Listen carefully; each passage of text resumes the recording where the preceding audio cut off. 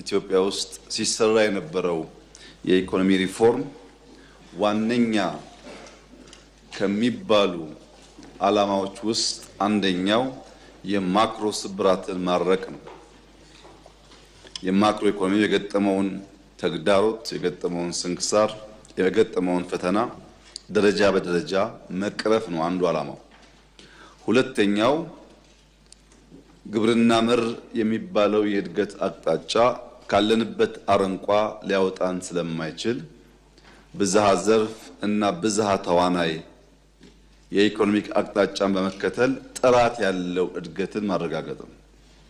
ጥራት ያለው እድገት ሲባል በከተማ፣ በገጠር፣ በእያንዳንዱ ሴክተር በሰው ሕይወት ውስጥ ሊታይ በሚችል መልኩ እና ትውልድ ላይ የሚፈጥረውን ጫና በሚቀንስ መልኩ የሚፈጠር እድገት ማለት ነው። ሶስተኛው ኢትዮጵያ ላለፉት 15-20 ዓመታት ፕሮጀክቶች በሚል ሰበብ ጤነኛ ያልሆነ የብድር ስርዓት ወይም ኮመርሻል ሎን ከአንዳንድ ሀገራት በመበደር ለዚያ ብድር ለመጣበት ዓላማ በትክክል ሳይውል ብድር መክፈያ ጊዜው ደርሶ ኢትዮጵያ ብድር መበደር የማትችል ሀገር የሚል ታርጋ ያሰጣትን የዕዳ ቀንበር ቀሊል ማድረግ ነው። እነዚህንና መሰል ዓላማዎች አንግበው የተነሳው የኛ የኢኮኖሚክ ሪፎርም እውነት ለመናገር ተቃዋሚ ደጋፊ ሳይባል እውነት ለመናገር በኢትዮጵያ ታሪክ አመርቂ የሚባል የኢኮኖሚ ውጤት የመጣበት ዘመን ነው። ይህንን እውነት ብዙ ሊከሰሱ የሚችሉ ደካማ ጎኖች ስላሉ እውነትን በመካድ ሳይሆን እውነትን ባለመቀበል ሳይሆን እውነት ተቀብለን የጎደሉትን በመጠቆም አብረን ብንሰራ የሚሻል ይመስለኛል። አሁን ያለው የኢትዮጵያ ኢኮኖሚክ እድገት በማንም አይን በማንም መመዘኛ ምንም የሚያከራክር ሁኔታ ውስጥ ያለ አይደለም። የኛን የማክሮ ሪፎርም ለመገምገም የሚያስቡ ሰዎች ዛሬ ባስገኘነው ውጤት ሳይሆን ነገ በምናልመው በምናስበው የኢትዮጵያ የኢኮኖሚክ ደረጃ አንጻርም መገምገም ጠቃሚ ይሆናል። የኛ መነሻ ከ1950 አካባቢ ጀምሮ ከሁለተኛው የዓለም ጦርነት ማብቂያ በኋላ ልክ አሁን እኛ ሪፎርም እንደምንለው የምዕራቡ ዓለም በሰራው ጠንካራ ሪፎርም ዓለም አቀፍ የፋይናንስ ተቋማት ታግዞ ለ50 ዓመታት ከፍተኛ እድገት ያሳየበት ላለፉት 25 ዓመታት መጠነኛ የእድገት መቀዛቀዝ ቢኖርም የእድገት ሳይቋረጥ የቀጠለበት ከሞላ ጎደል ያለፈው 75 ዓመታት የምዕራቡ ዓለም በሰራው ሪፎርም በሰራው ስራ በዓለም ደረጃ ከፍተኛውን የእድገት ደረጃ ያሳየበት ዘመን ነበር። ያ ዘመን አሁን እየቆመ ያለ ይመስላል። ሁለተኛው ትሬንድ ከ2000 ከሞላ ጎደል አካባቢ ጀምሮ ከሀገራት ቅደም ተከተል ሊለያይ ይችላል። ባለፉት 25 ዓመታት ፈጣን እድገት ሲያሳይ የቆየው የኤዥያ ዓለም ነበር። እነ ቻይና እና ሲንጋፖር ቀደም ያሉ ቢሆንም እነ ህንድ፣ እነ ማሌዥያ እና ኢንዶኔዥያ ተከትለው አሁን ባለው ሁኔታ ጃፓን፣ ደቡብ ኮሪያን ጨምሮ ከፍተኛ እድገት ባለፉት 25 ዓመታት ኤዥያ የሚባለው የዓለም ቀጠና ሲያሳይ ቆይቷል። ቀጥሎ የሚመጣው የአፍሪካ ተስፋ ምንድነው?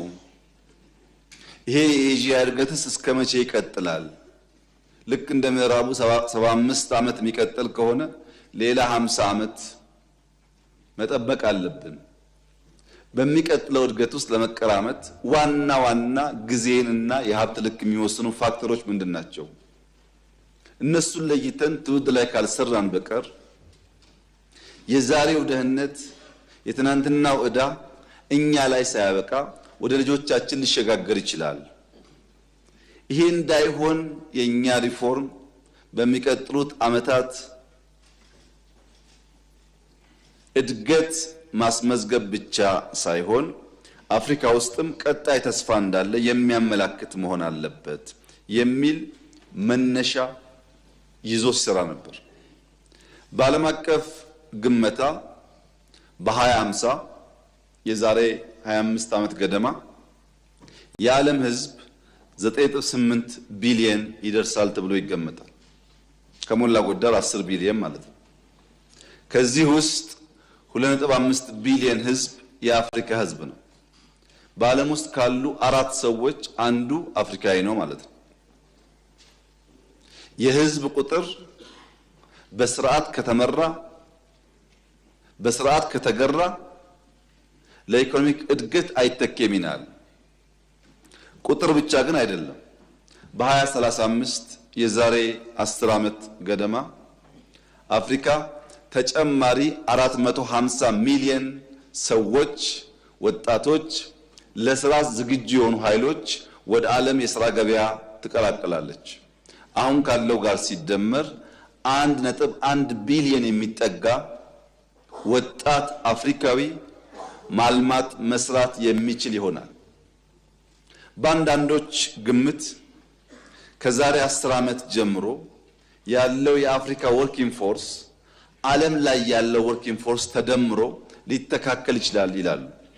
ምክንያቱም የአፍሪካ ፖፑሌሽን መብዛቱ ብቻ ሳይሆን አብዛኛው ወጣት ከመሆኑ የተነሳ ወጣት ጉልበት ስላለው የመፍጠር አቅም ስላለው ዓለም ለስራ ከሚፈልጋቸው ሰዎች ከሞላ ጎደል 50% ከዛሬ 10 ዓመት ገደማ ጀምሮ የሚገኘው አፍሪካ ውስጥ ነው። ይህንን እንቁ ኦፖርቹኒቲ በወጉ ተረድቶ የሚፈጠረውና የተፈጠረው ወጣት ለነገ ውድድር ማዘጋጀት ያስፈልጋል። ከዚህ አንጻር የኛ ሪፎርም ምን ያክል ትውልድ ላይ አበክሮ እንደሰራ ለማየት አንደኛው መገለጫ ቴክኖሎጂ ነው።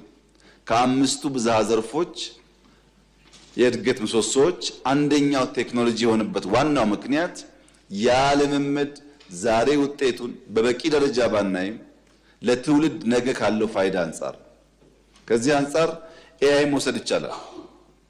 ሁላችሁም እንደምታስታውሱት የዛሬ 5-6 ዓመት ገደማ ኢትዮጵያ የኤአይ ኢንስቲትዩት ስታቋቁም አንድም አፍሪካ ሀገር በተቋም ደረጃ ኤአይ ይፈጠር አልነበረም።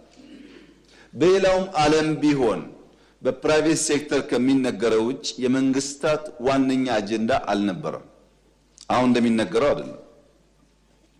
ከዚህ ቀደም እንዳነሳሁት ምናልባት ከጥቂት ወራት 6-7 ወራት በኋላ የሚደርሰው ዩኒቨርሲቲ የኤአይ ዩኒቨርሲቲ ከዓለም ሁለተኛው ነው።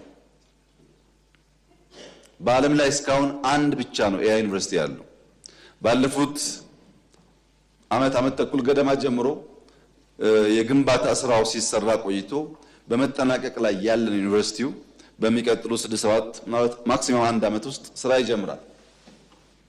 ይሄ ዝግጅት የሚደረገው ልክ ኢትዮጵያን ኤርላይንስ አባቶቻችን በጊዜው በልኩ መስርተው ዛሬ ከአፍሪካ አንደኛ እንደሆነው ልክ የኢትዮጵያን ኤር ፎርስ አባቶቻችን በጊዜው በልኩ መስርተውት ዛሬ በአፍሪካ ውስጥ ቀዳሚ ኤር ፎርስ ከሚባሉት አንዱ እንደሆነ ሁሉ ነገም የኛ የኤአይ ዩኒቨርሲቲና ተቋም በአፍሪካ ውስጥ ስመጥር መሆን እንዲችል የተስተካከለ መሰረት ይዞ እንዲነሳ በሪፎርም ውስጥ አንደኛ ቁልፍ ጉዳይ አድርገን ስንሰራ ቆይተናል። ብዙ ውጤት አግኝተንበታል። ከዚህ በላይ ደግሞ ለልጆቻችን ውጤታማ ዘመን ይፈጥርላቸዋል። ሁለተኛው በእናንተም ጥያቄ እንደተነሳው ማተኮር ያለብን ዩኒቨርሲቲ ላይ አይደለም። ማተኮር ያለብን ኤርሊ ቻይልድ ኤጁኬሽን ላይ ነው። ታዳጊዎች ላይ አበክረን ብንሰራ የዛሬ 20-25 ዓመት ሊወዳደር የሚችል ትውልድ ይፈጠራል። አሁን የምናደርገው ኢንቨስትመንት ሮንግ ቦታ ነው፣ እናስተካክል ብለን ባለፉት 5-6 ዓመታት ክቡራትና ክቡራን ከ34,000 በላይ መዋለ ሕፃናት ወይም ኪንደርጋርተን ገንብተናል። 34,000 በቁጥር። ዛሬ ኢትዮጵያ ውስጥ ከ4 ሚሊዮን በላይ ሕፃናት በየሰፈራቸው በመዋለ ሕፃናት ይማራሉ። የኢትዮጵያ ተስፋ እነሱ ናቸው። ከጠዋት ከጅምሩ ከመሰረቱ ያስተማርናቸው ያዘጋጀናቸው ልጆች በነገው ዓለም ውስጥ ሊወዳደሩ የሚችሉ ስለሚሆኑ ከዚሁ ጋር የሚያያዘው የስኪል ዴቨሎፕመንት ነው። ለምሳሌ 5 ሚሊዮን ኮደርስ የሚለው ኢኒሺየቲቭ አሁን 3 ሚሊዮን ገደማ ደርሷል። እንዴት የተከበረ ምክር ቤት የሚያየው 3 ሚሊዮን ኮደርስ ኢትዮጵያ ኢኒሺየቲቭ ጀምራ ማዘጋጀቷ የብዙ የአፍሪካ ሀገር ፖፑሌሽን ማለት ነው።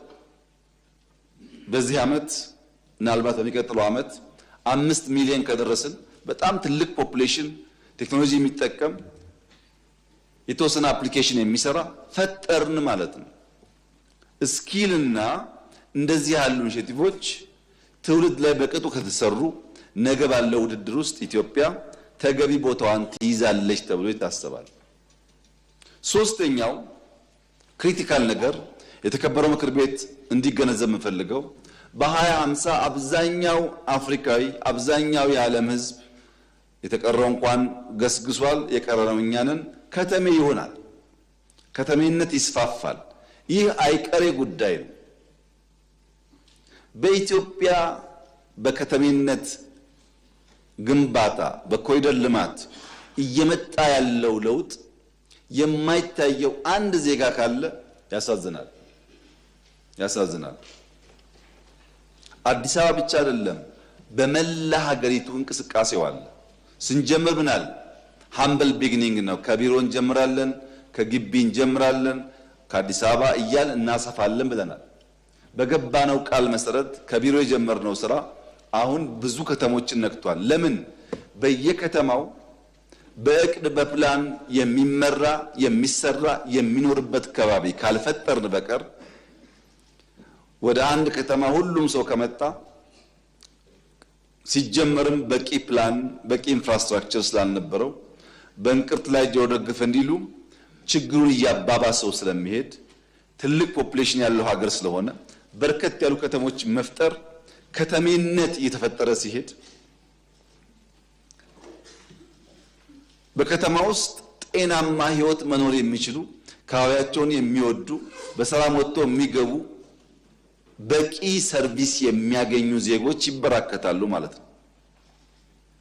አራተኛው ክሪቲካል ጉዳይ በምዕራቡም በኋላ በኤዥያውም እድገት አንዱ ዓለም ሊማርበት የሚገባው ችግር የተፈጠረው እድገት ኢንቫይሮንመንትን እየበከለ እየጎዳ የመጣ እድገት ነው።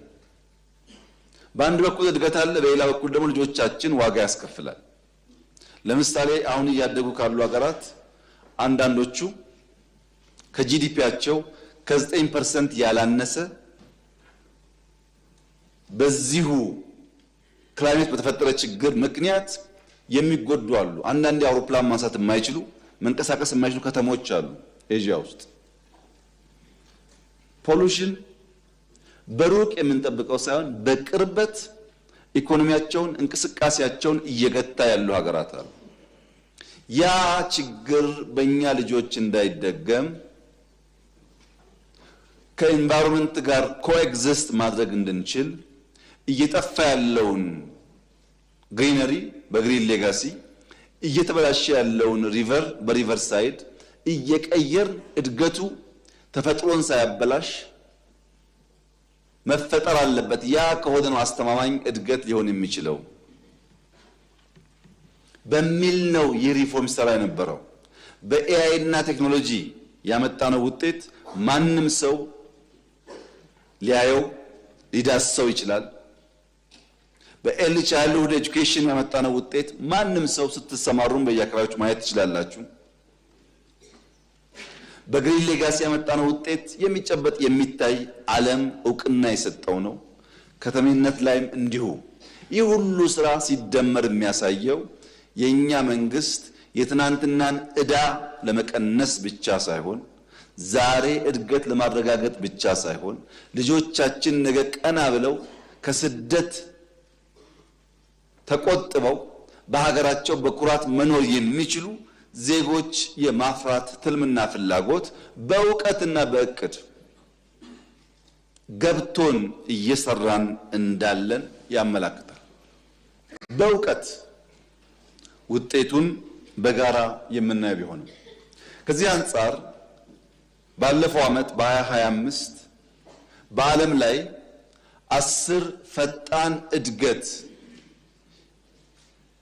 የተመዘገበባቸው ሀገራት መካከል 5ቱ አፍሪካ ውስጥ ናቸው። ከ10ሩ ፈጣን አዳጊ ሀገራት 5ቱ አፍሪካውያን ናቸው። ይህም የሚያሳየው ምንም እንኳን ቁጥሩ መበራከት ይኖርበትም ባለፈው ዓመት 5 በዚህኛው 6 እያልን እየሰፋን ከሄድን ለሚቀጥሉት 25 ዓመታት 30 ዓመታት 40 ዓመታት ይሁነኝ ብለን ከሰራን አሁን ወደ ኤዥያ ያጋደለው እድገትና ብልጽግና ወደ አፍሪካ ለመምጣት ሰፊ እድል እንዳለው ያሳያል። ምን ከሆነ ገብቶን አውቀን አስበንበት ልጆቻችን ላይ ከሰራን የምንሰራው ስራ ሁሉ ዛሬውን ውጤት የሚታይበት አይደለም። ኢትዮጵያ ቦታዋ የት ነው ከተባለ ነዳጅ ከማያመርቱ ሀገራት ከነዚያ 10 ሀገራት ከቀዳሚዎቹ አንዷ ናት። 9.2% ነው አምና እድገት የተመዘገበው። ይሄ የኛ ዳታ አይደለም፣ የአይኤምኤፍ የወርልድ ባንክ ዳታ ነው።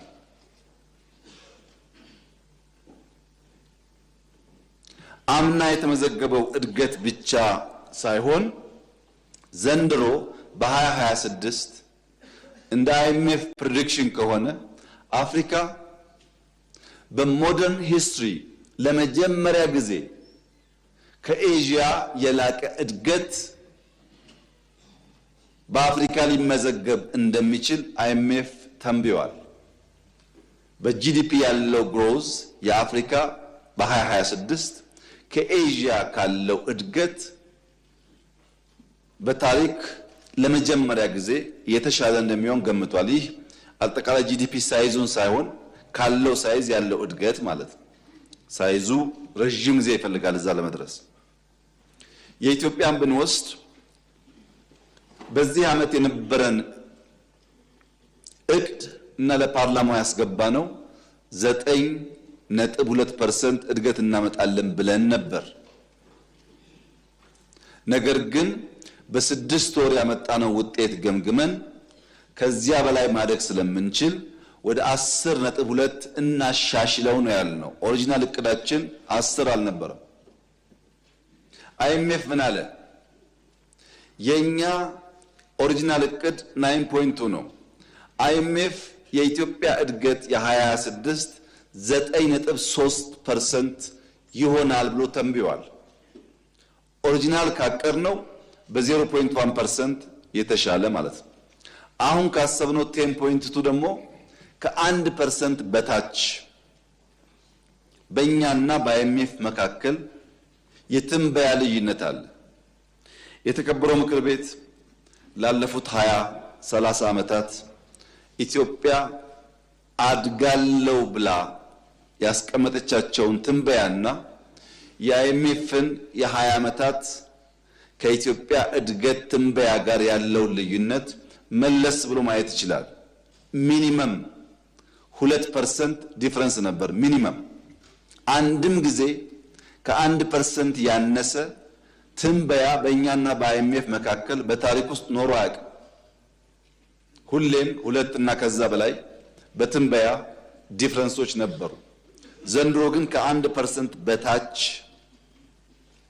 ነው በትንበያ እንኳን የምንለያየው። ይሄ ብቻ አይደለም።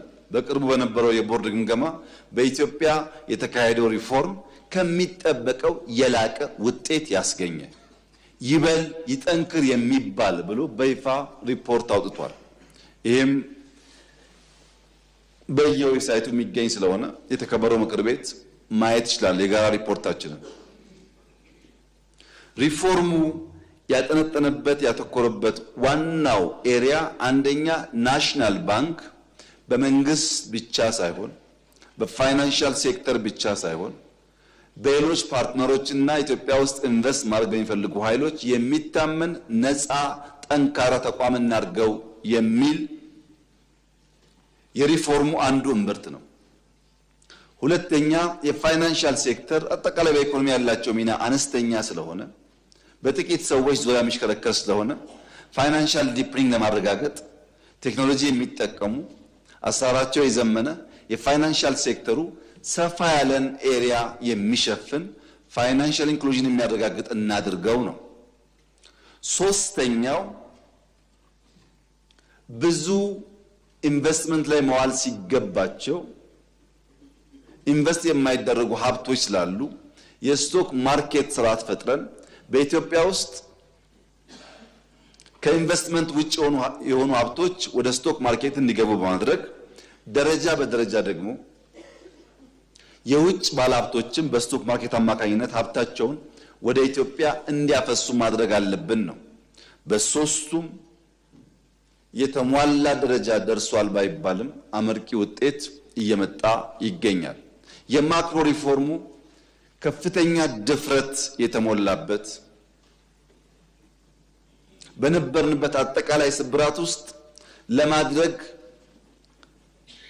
ብዙ ወደ ኋላ የሚይዙ ጉዳዮች የነበሩት ቢሆንም መንግስታችን ከትውልድ ባለው ጉድኝትና ከፍተኛ መሻት በድፍረት ገብቶበት አመርቂ ውጤት በሁሉም መስክ መጥቷል። በሁሉም መስክ ይሄን ዘርዘር አድርጎ 10.2% እድገት ኢትዮጵያ ውስጥ ይመጣል ወይ አይመጣም የሚለውን ለማየት በተወሰነ ደረጃ ሴክተሮች እንመልከት። ሴክተሮች ስናይ የነሱን እድገት ደምረን አግሪጌት ውጤቱ ነው አጠቃላይ ጂዲፒ ላይ የሚንጸባረቀው። እያንዳንዱ ሴክተር እያደገ ከሆነ እያደገ ያለበት ሬት ከታየ ሲሰናሰል በኢትዮጵያ ውስጥ ያለውን እድገት በተሟላ ደረጃ ለማሳካት ያስችላል ማለት ነው። በማክሮ ብቻ ሳይሆን በሴክተር ሌቭል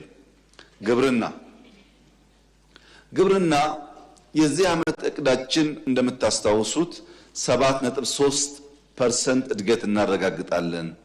ቢያንስ 1.3 ቢሊዮን ኩንታል ምርት እናመርታለን የሚል እቅድ ነበረን።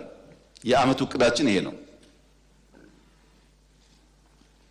ባለፉት 6 ወራት በተለይ ክረምት ላይ ሁላችሁም እንደምታውቁት ከፍተኛ ምርት የተገኘበት ዓመት ስለሆነ 6 ወር በሰራነው ስራ 999 ሚሊዮን ኩንታል ሃርቨስት ማድረግ ችለናል። ይሄ ከእቅዳችን ከዓመቱ እቅዳችን 78%ን ይሸፍናል። በተለይም በሰብል ሆርቲካልቸር እና በጥጥ 79% የዓመት እቅዳችንን በ6 ወር መሸፈን ተችሏል። በሚቀጥለው 6 ወራት ያን አጠናክረን ከቀጠል ካሰብነው በላይ ማሳካት እንደሚቻል መገመት አያዳግትም። ነገር ግን ባለፈው የተሳካው እንዳለ ይሳካል ማለት ስላልሆነ ግምቱን በተቻለ መጠን ኮንሰርቫቲቭ ሆኖ ማየት አስፈላጊ ይሆናል። ይሄ እድገት እንዴት መጣ ያላችሁ እንደሆነ ምናልባት በቅርቡ የፕላን ሚኒስተር ለሁላችንም ይፋ የሚያደርገው አዲስ ሴንሰስ በብዙ ዘርፎች እያደረገ ይገኛል። 88,000 የሚጠጉ ኢትዮጵያውያን በ19,600 በላይ ቀበሌዎች በማሰማራት በሃውስሆልድ ሌቭል ዳታ ኮሌክት እያደረጉ ነው። ያ ዳታ አናላይዝ ተደርጎ ሲወጣ በጣም በርካታ አዳዲስ መረጃዎች እንደምናገኝ ይጠበቃል። ከዚህ ሴንሰስ በግብርና ዘርፍ ያለውን ብንመለከት በእያንዳንዱ አርሶ አደር ተቆጥሮ ማለት ነው። ትራክተር 2010 ኢትዮጵያ 4700 ገደማ ትራክተሮች ነበሯት 2010። አሁን 27200 ትራክተሮች አሏት። ትራክተር በቀጥታ ምርት ለማሳደግ ያግዛል።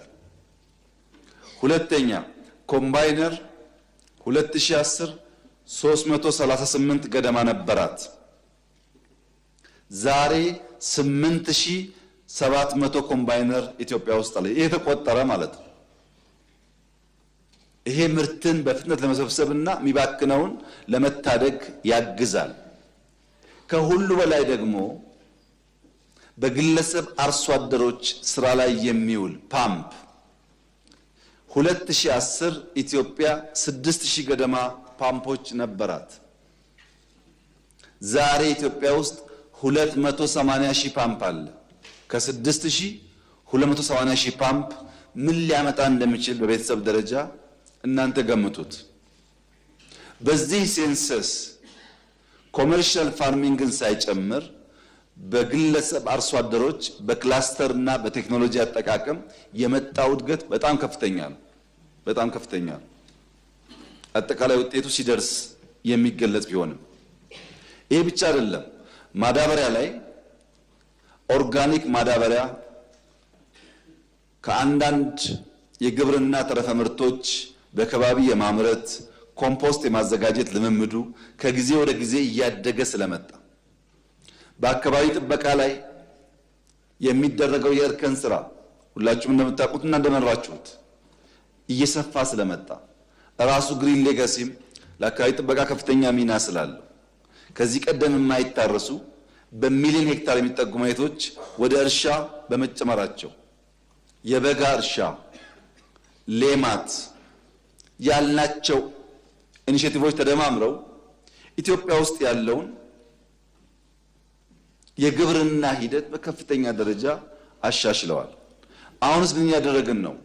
የማዳበሪያ ፋብሪካ በአገር ውስጥ መስራት ብቻውን በቂ አይደለም ብለን ከአንዳንድ ፓርትነሮች ጋር በመተባበር በድፍን ኢትዮጵያ ሞባይል ላቦች እያዘጋጀን ነው። ለምሳሌ አርሲ ውስጥ በከፍተኛ ደረጃ ስንዴ፣ ገብስ ይመረታል። ለአርሲ ገብስና ስንዴ የምናቀርበው ማዳበሪያና ለጅማ በቆሎና ሩዝ የምናቀርበው ማዳበሪያ፣ ለጎጃም ጤፍ የምናቀርበው ማዳበሪያ አንድ አይነት ነበረ። መሬቱ ይለያያል፣ ምርቱ ይለያያል። የምንገዛው የምታውቁት ማዳበሪያ ነው። ይሄ አያዋጣም። እያንዳንዱን መሬት ፈትሸን ለዚያ አፈር ለዚያ የምርት አይነት የሚያስፈልገውን ማዳበሪያ ዩሪያ ብቻ ሳይሆን ተቀላቅለው እንደየቀጠናው እንደየከባቢው ማቅረብ ያስፈልጋል በሚል ጥናት እየጀመረ ነው። ይሄ ጥናት ሲጠናቀቅ ባለው የሙያተኞች ትንበያ ለእያንዳንዱ መሬት የሚያስፈልገውን ማዳበሪያ አይነትና መጠን ማቅረብ ከቻል አሁን ካለው ምርት በእጅጉ የኢትዮጵያ ምርት ሊያድግ እንደሚችል ይገመታል። ዘርፈ ብዙ ስራዎች ድምር ስራዎች ተሰርተው ነው ግብርና 7.3 ብቻ ሳይሆን ከዚያ በላይ እድገት ሊያረጋግጥ ይችላል ተብሎ የሚታሰበው። በግሪን ሌጋሲ ተሳትፋቸዋል፣ በሌማት ተሳትፋቸዋል፣ በአካባቢ ጥበቃ ተሳትፋቸዋል። በየሄዳችሁበት በግብርና ወቅት ማህበረሰቡን አግዛችኋል። በየመንደራችሁ ምን አይነት ለውጥ እንደመጣ እየመጣ እንዳል ታውቃላችሁ። ከዚህ በላይ መሆን የለበትም ወይ? አለበት። ከዚህ በላይ ልንሰራ ይገባም ወይ? ይገባል። ሳንኩራራ በርትተን አሁንም ምርታማነት ማደግ አለበት። ያ ምርታማነት እንዲያድግ ግን የመጣውን ውጤት በመካድ መሆን የለበትም። አመርቂ ውጤት በየትኛውም ዘመን ታይቶ የማያውቅ ውጤት ታይቷል። ይሄን ማስቀጠል ማስፋት ያስፈልጋል ከተባለ እስማማለሁ። ይሄንን ግን ውጤት ማናናቅ በጣም ከባድ ነው። ስንዴ ኢምፖርት የምታደርግ ሀገር ያን ማቆም መቻሏን ማናናቅ በጣም ከባድ ነው። $700,000 በአመት ኤክስፖርት ቡና የምታደርግ ሀገር $2.5 ቢሊዮን ገደማ እያደረገች የቡና ምርት የለም ብሎ ማሰብ ተገቢ አይመስለኝም። ግብርና ከዚህ አንፃር መጠነ ሰፊ የሆነ ለውጥና እድገት እያመጣ ነው። ኢንዱስትሪስ ኢንዱስትሪ ተቀዛቅዟል ሲባል ሰምቻለሁ፣ ግን አይመስለኝም። የዛሬ 3 ዓመት ገደማ ኢትዮጵያን ታምርት ንቅናቄ ሲጀመር በኢትዮጵያ ያሉ ኢንዱስትሪዎች 47-48% ብቻ ያመርቱ ነበር። ዛሬ እነዛ ኢንዱስትሪዎች 66.3% ደርሰዋል። መቀዛቀዝ አያሳይም። በዚህ 6 ወር የኢትዮጵያ ኢንዱስትሪዎች የኢነርጂ አጠቃቀም ብቻ 16% አድጓል። በነገራችን ላይ ቅድም በሴንሰስ ከግብርና ውጪ ኢትዮጵያ ውስጥ አጠቃላይ 2.6 ሚሊዮን ቢዝነሶች እንዳሉ ተቆጥረዋል። ለገቢም ሀብታችን ለማወቅም ስለሚያግዘን ከነዚያ 2.6 ሚሊዮን ቢዝነስ ውስጥ 17% ወይም 413,000 አምራች ኢንዱስትሪ ነው። 413,000 በዚህ ደረጃ በቁጥር የምናቅ ነበር ወይ ከዚህ ቀደም ያላችሁ እንደሆነ ያው ስለምታውቁት መናገር አያስፈልግም። መጀመሪያ ማወቅ፣ ጠንካራ ደካማ ጎኑን መለየት፣ ደካማ ጎኑን መደገፍ፣ ውጤታማ ማድረግ። ብድርም መሬት አቅርቦትም ቴክኖሎጂም ለውጥ አለው። ከሁሉ በላይ ግን ታስታውሱ ከሆነ በገፍ በስመ ኢንቨስተር 10,000 እና 5,000 ብር ያለውን ሰው መሰብሰብ ዋጋ የለውም። አንከር ኢንቨስተር ለይተን እነሱን እያመጣን በርከት ያለ ሰው ስራ ይዞ ከፍተኛ የኤክስፖርት አቅም ያሳድጉልናል። እነዚያ ጋር እናተኩር ብዬ ለዚህ ምክር ቤት ማቅረቤ ይታወሳል። ቪየትናም ሄደን ያመጣነው ቶዮ የሚሰኘው የሶላር ኩባንያ ባለፉት 6 ወራት 66 ሚሊዮን ኤክስፖርት አድርጓል። መቼ ነው ያመጣነው? መቼ ነው ስራ የጀመረው? እሱ ያመጣውን በአንዳንድ ትላልቅ ኢንዱስትሪያል ፓርኮች ውስጥ ያሉ የቴክስታይል ማኒፋክቸሪንግ ተደምሮ አላመጡም። ተደምረው አንዱ ያመጣው ከቶዮ ውጪ ወደ 5 የሚጠጉ ሶላር ሴል ላይ የሚሰሩ ፋብሪካዎች አንከር ኢንቨስተሮች አመተናል። በሚቀጥለው አመት ሁሉም ስራ ይገባሉ። ግማሾቹ እየገቡ ነው። ሁሉም በሚቀጥለው አመት ከሶላር ብቻ ቢያንስ $900 ሚሊዮን ኤክስፖርት እናገኛለን። ኢትዮጵያ ውስጥ ኢንዱስትሪ እንደዚህ ያለ ነገር አያውቅም። ከሶላር ብቻ ነው ያልኩት ነው። ይሄ የሚያሳየው ኢንዱስትሪው መዳከሙን አይደለም። ባለፈው አመትና በዚህ አመት ብቻ እንኳን ብንወስድ ኢንዱስትሪው ኤክስፖርቱ ደብል አድርጓል። የተኪ ምርቶች ከውጭ እናስገባ የነበሩ ምርቶችን ለማስቀረት ኢትዮጵያ ታምርት በሚለው ንቅናቄ የተሰራው ስራ $3.4 ቢሊዮን እናስገባ የነበረው ምርት በሀገር ተተክቷል። አጠቃላይ ኢንዱስትሪው የተነቃቃና ሪስፖንድ እያደረገ ነው። ከሚቀጥለው አመት ጀምሮ በታሪካችን ለመጀመሪያ ጊዜ ከኢንዱስትሪ ሴክተር በቢሊየን የሚቆጠር ኤክስፖርቶች እንጀምራለን።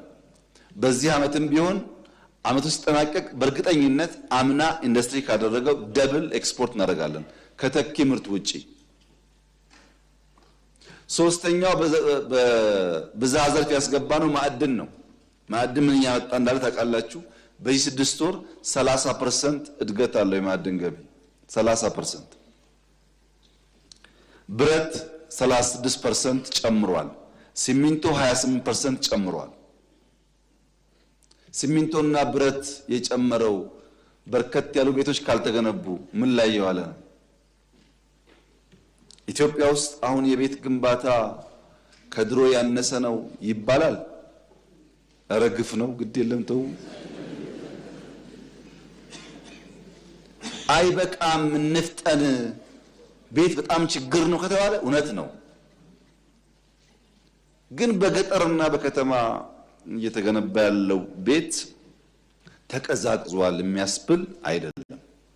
በቂ ነው ወይ? አይደለም። እሱ ስራ ይፈልጋል። እውነትን እየካድን ሳይሆን የጎደለን ነቅሰን እያወጣን ቢሆን ስለሚሻል ማነሳው። ሰርቪስ እንመልከት። ሌላው ሴክተር በለውጡ ጊዜ የኢትዮጵያ አየር መንገድ 7 ነጥብ ምናምን ማክሲመም 8 ሚሊዮን ሰው በአመት ያጓጉዝ ነበር። ማክሲመም ነው 8 ሚሊዮን። ባለፉት 6 ወራት 10.7 ሚሊዮን ሰው አጓጉዟል። 6 ወር 10.7 አመት 8 ሚሊዮን የሚታይ ቁጥር ነው። በዚህ አመት ቢያንስ 22 ሚሊዮን እንደርሳለን። 22 ሚሊዮን ከደረስን ስንጀምር ከነበረው ኦልሞስት 3 እጥፍ ገደማ ባይደርስም ከ2 እጥፍ በላይ ማለት ነው። የአየር ቁጥሩ ኤርፖርት ቁጥሩ እንደተጠበቀ ሆኖ የሆሳና ኤርፖርት ተነስቷል። ተደጋጋሚ ጥያቄ ነው። ከአየር መንገድ ጋር እንመካከራለን። በቀጥታ ነው የሚመልሰው ጉዳይ ስላልሆነ ለማዕከላዊ ክልል ግን ኤርፖርት አያስፈልግም የሚል እምነት መንግስት የለውም። በርከት ያሉት እየሰራን ያለ ነው። የሆሳናም መቼ የሚለውን ባላቅም መታየቱ አይቀርም። ኢቲ በቁጥር በመዳረሻ በትርፍ በሚያጓጉዘው ሰው ጨምሯል። ዲጂታልስ ሞባይልን ብንወስድ ሞባይል የለውጡ ጊዜ 37 ሚሊዮን ሰው ሞባይል ጠቀም ነበረ። 4G አይደለም ሞባይል። ዛሬስ ኢትዮ ቴሌኮም ብቻ 87 ሚሊዮን፣ ሳፋሪኮም ከ10 በላይ በድምሩ 97 ሚሊዮን ሰው በላይ ሞባይል ይጠቀማል። 60 ሚሊዮን ጭማሪ አይደለም ማለት ነው። 60 ሚሊዮን ትልቅ ጭማሪ ነው። በቂ ነው አይደለም። እያንዳንዱ ኢትዮጵያዊ 100% ማድረስ አለብን። ለውጡና እድገቱ ግን የሚጨበጥ የሚታይ ስለሆነ እኔ ስንቀሳቀስ በየክልሉ ከሚገርመኝ ነገር አንዱ ትልቅ ትንሽ የሚይዘው ስልክ ነው። ስልክ ብቻ ግን አይደለም። 5G አሁን ኢትዮጵያ ውስጥ 28 ከተሞች 5G ገብቶላቸዋል። 3 ገደማ ኮሚሽን የተደረጉ ነው። በቅርቡ 30 ከተሞች ይደርሳል። 4G ግን 1070 ከተማ ኢትዮጵያ ውስጥ 4G ገብቶለታል። 1070 ከተማ ምን ማለት ነው? 4G ማለት ዳታ ነው። በዚህ አማካኝነት ብዙ የንግድ የመማማር ስርዓት ትውልድ እንዲያገኝ እድል ያመቻቻል። በፋይናንሻል ሴክተር ሞባይል መኒ መቼ የጀመርነው? 3 ዓመታችን። ዛሬ 58 ሚሊዮን ኢትዮጵያውያን በሞባይል መኒ ይጠቀማሉ። በ3 ዓመት ውስጥ የፋይናንሻል ትራንዛክሽን ከ3 ዓመት በፊት ከሞላ ጎደል በካሽ ነበረ። ከሞላ ጎደል ሞባይል መኒ ከጀመርን በኋላ ባለፉት 3 ዓመታት በተሰራው ስራ አሁን የቨርቹዋል ትራንዛክሽን ከካሽ በልጧል። በ3 ዓመት ውስጥ ኢትዮጵያ ከካሽ ወደ ሞባይል ዋሌት እያደገች ያለችበት ሂደት ሊፕፍሮግ ነው፣ ዝላይ ነው። ይሄ የፖሊሲ ውጤት ነው። ዲጂታል ፔመንት ባለፉት 6 ወራት 60% ጨምሯል። 60% ከአምናው እንኳን ቁጠባ 15% ጨምሯል። ለፋይናንሻል ኢንክሉዥን ቅድም የተነሳው የብድር በሞባይል መኒ ብቻ 11% ደርሷል። ምን ማለት ነው? ሰዎች በሞባይላቸው ትናንሽ ገንዘብ መበደር እና ስራ መስራት እንዲችሉ።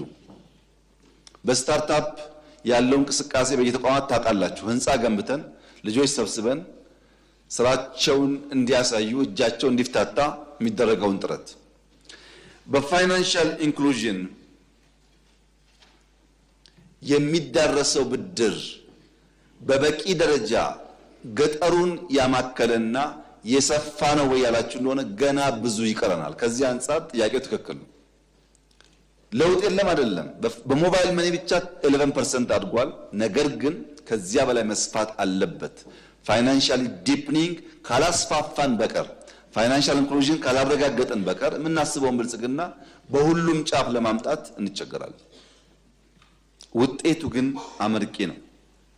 ቱሪዝም መቼም በዘንድሮ ገና፣ እሬቻ፣ መስቀል፣ ጥምቀት ያላየነው አይነት ሰው ያለ አይመስለኝም። በርከት ያለ ዲያስፖራ በርከት ያለ ውጭ ዜጋን ጨምሮ የቱሪስት ፍሰቱ ጨምሯል። ሳሚት ኢንተርናሽናል ሰሚቶች የዚህ 6 ወር ከሞላ ጎደል አምና ዓመቱ ሙሉ ካደረግነው ጋር ይቀራረባል። ኦልሞስት በየሳምንቱ ኢንተርናሽናል ሰሚት አለ ኢትዮጵያ ውስጥ። ይሄ ሲደመር በሴክተሮች ያመጣናቸው ውጤቶች በማክሮ ከተገኘው ውጤት ጋር ተሰናስሎ በዚህ ዓመት 10.2% እድገት እናመጣለን። ኮንሰርቫቲቭ ሆነን ነው። የሚቀጥለው 6 ወር ልክ እንደባለፈው 6 ወር ሳንዘናጋ ቀን ከሌት ከሰራን ውጤቱ ከዛም የላቀ ሊሆን ይችላል። ግን ትንበያ 100% እርግጠኛ መሆን ስለማይቻል ሪስኮች አስፍቶ ኮንሰርቫቲቭ ሆኖ ሚኒመም 10% እድገት ለማምጣት ይቻላል የሚል ሐሳብ ነው ያለው። የዓመት እቅዳችን 9.2 ነው።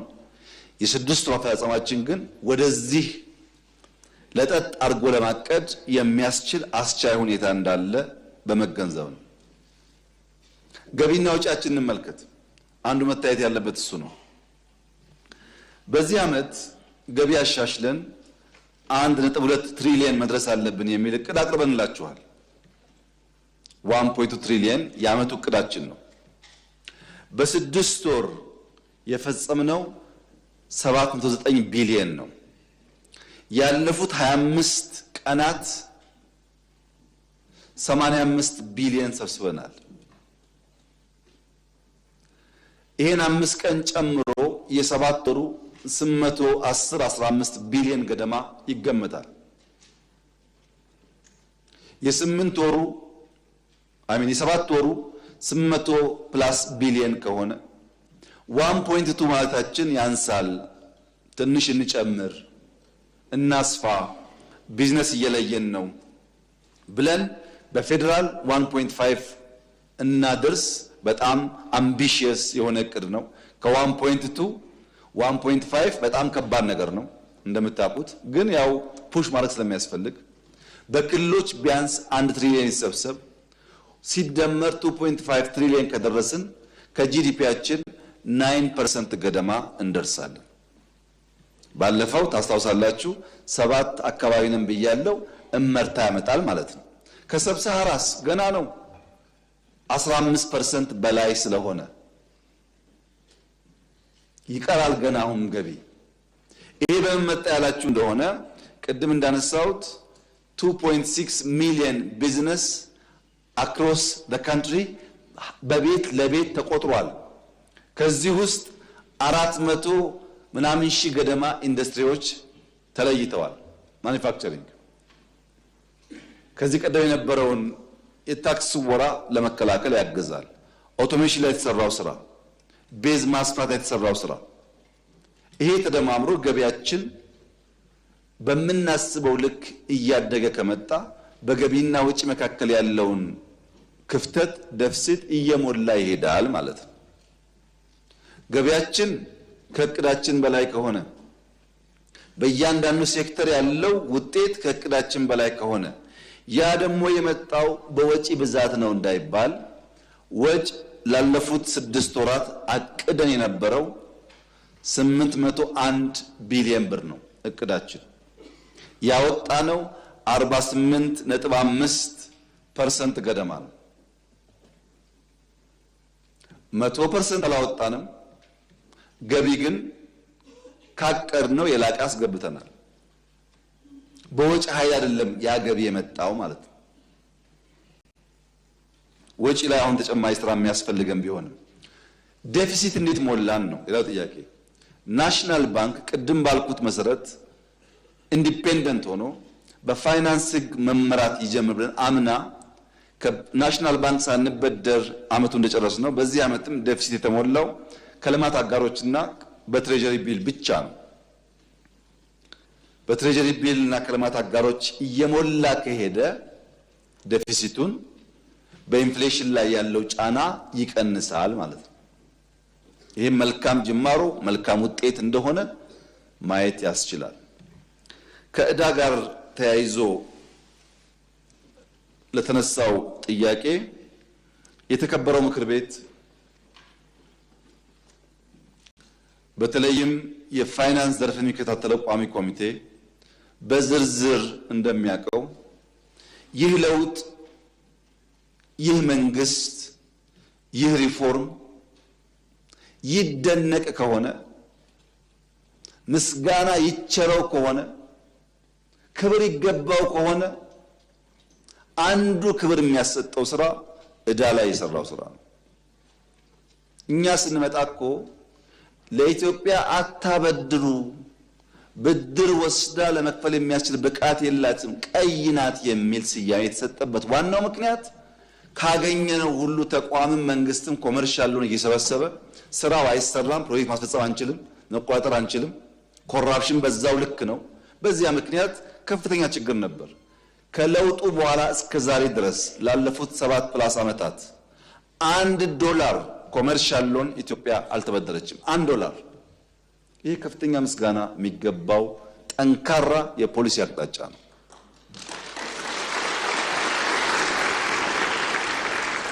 ሁለተኛ፣ ያበደሩን ወዳጆቻችን ምንም እንኳን ብድሩ አራጣ ቢሆንም ተገቢ አይደለምና ወደ ትክክለኛ የብድር ስርዓት መመለስ አለበት ብለን ላለፉት 2-3 ዓመታት ከፍተኛ ትግል ውስጥ የነበር ነው። ኢትዮጵያ ዲፎልት አረገች እስኪባል ማለት ነው። እኛ ወደዛ ያወሰደን ባለፈው ገልጬላችኋለሁ። ፌርነስ የለውም የሚል ሙሉ እምነት ስለነበረ ነው። ማን አሸነፈ? ተሳካልን እኮ በኮመን ፍሬምወርክ ከሞላ ጎደል ከሁሉም የዩሮ ቦንድን ጨምሮ ተስማምተናል። ተቀብለውታል የኛም ፕሮፖዛል። ይሸጋሸግ ምን ማለት ነው? በአመት 2 ዓመት ይከፈል የነበረው ዕዳ ወደ 15 ዓመት እስከ 15 ዓመት እንዲራዘም እንደየአበዳሪታ ስምምነት ተፈጽሟል። ይሄ ለኢትዮጵያ ትልቅ እፎይታ ነው። አሁን የዴት ሪፕሮፋይሊንግ እየተሰራ ነው ያለው። ካለምንም ጥርጥር የሪፕሮፋይሊንግ ስራ ሲያልቅ የኢትዮጵያ የብድር ሁኔታ መካከለኛ ከቀይ ወጥቶ መካከለኛ ወይም የተሻለ እንደሚባል ምንም ጥርጥር አይኖረውም። ቢኮዝ ያለን ጂዲፒ ያለን ኢኮኖሚክ እድገትና ያለብን ዕዳ ጫና ወደዛ ደረጃ ሊሄድ እንደሚችል የሚያመላክት ጉዳይ አለ። ይሄን ኮመርሻል ሎን ብድር ሳንወስድ የቀደመውን ስሁት የብድር ስርዓት ለማሻሻል ለመቀየር ከዓለም ጋር ስንደራደር ስራዎቻችን ግን ምን ላይ ነበሩ የተባለ እንደሆነ ክቡራትና ክቡራን ህዳሴን ካለ 1 ብር እርዳታ ካለ 1 ብር ብድር ያሳካ መንግስትና ህዝብ ፕሮጀክት አይሰራም ሊባልማ አይችልም። ግፍ ነው።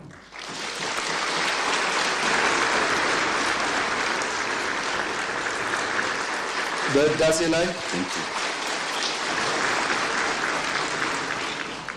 በህዳሴ ላይ 1 ብር እርዳታ 1 ብር ብድር ኢትዮጵያ አልወሰደችም። በጀግኖች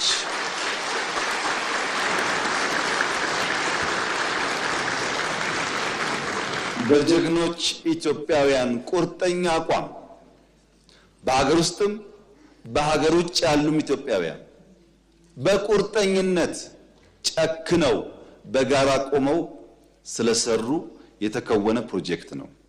ግን በዚህ አላበቃም።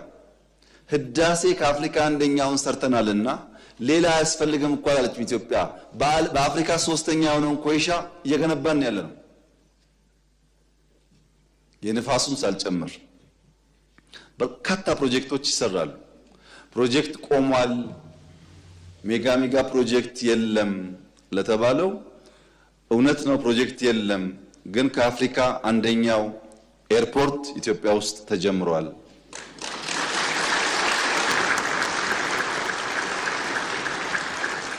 እንደዚህ ያለ ፕሮጀክት ኢትዮጵያ አስባም ሰርታም አታውቅም። እውነት ነው ፕሮጀክት ቀንሷል፣ ግን የማዳበሪያ ፋብሪካ ኢትዮጵያ ውስጥ ተጀምሯል።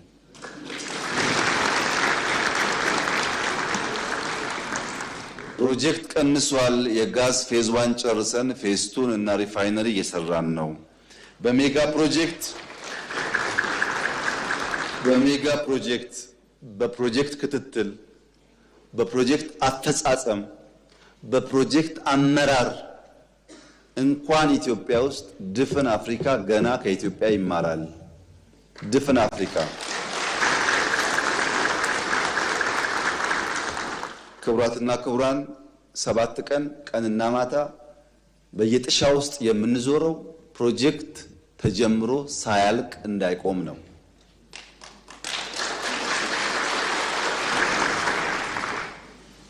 ቃል ገብተን ጀምረን እስካሁን ያልጨረስነው ፕሮጀክት ያው የምታውቁት ስለሆነ ወደፊትም ይሄ ባህል መጠናከር አለበት። እዛው ላይ ያለ ከስራ ባህል ጋር የተነሳው ጥያቄ በጣም ጠቃሚ ጥያቄ ነው።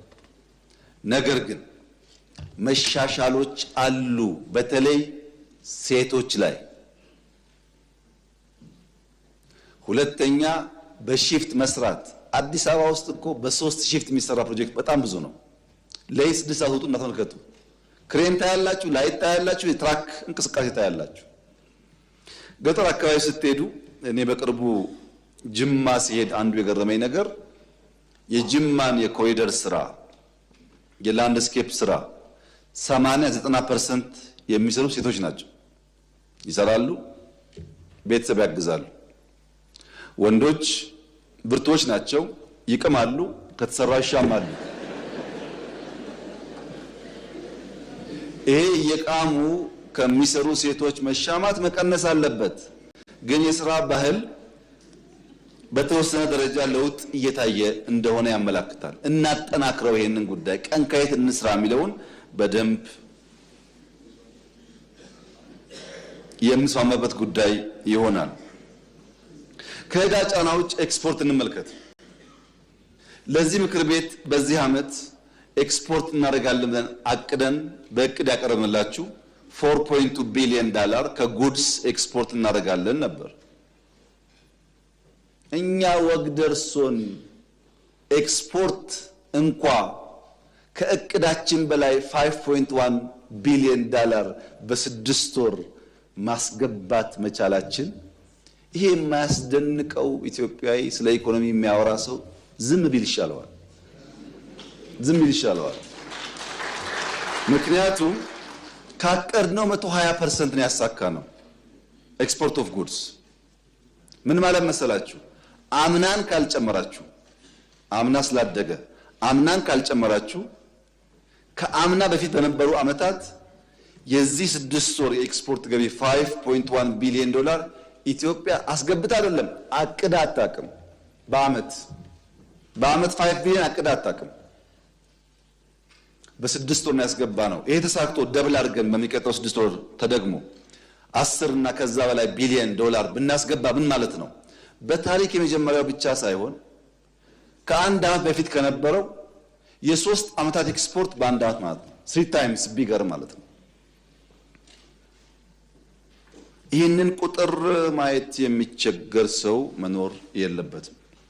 ሰርቪስ $4.5 ቢሊዮን በ6 ወር ኤክስፖርት አድርገናል።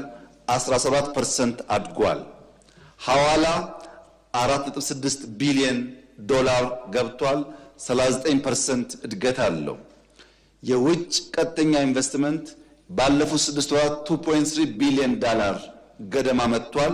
ይሄም 20.6% እድገት አለው። ከሌሎች እርዳታ፣ ጤነኛ ብድሮች የመሳሰሉት $2 ቢሊዮን በላይ ባለፉት 6 ወራት ገብቷል። ደምሩት። ይሄን ለኢምፖርት ያወጣነው ወጪ ባለፈው 6 ወር $11.3 ቢሊዮን ነው።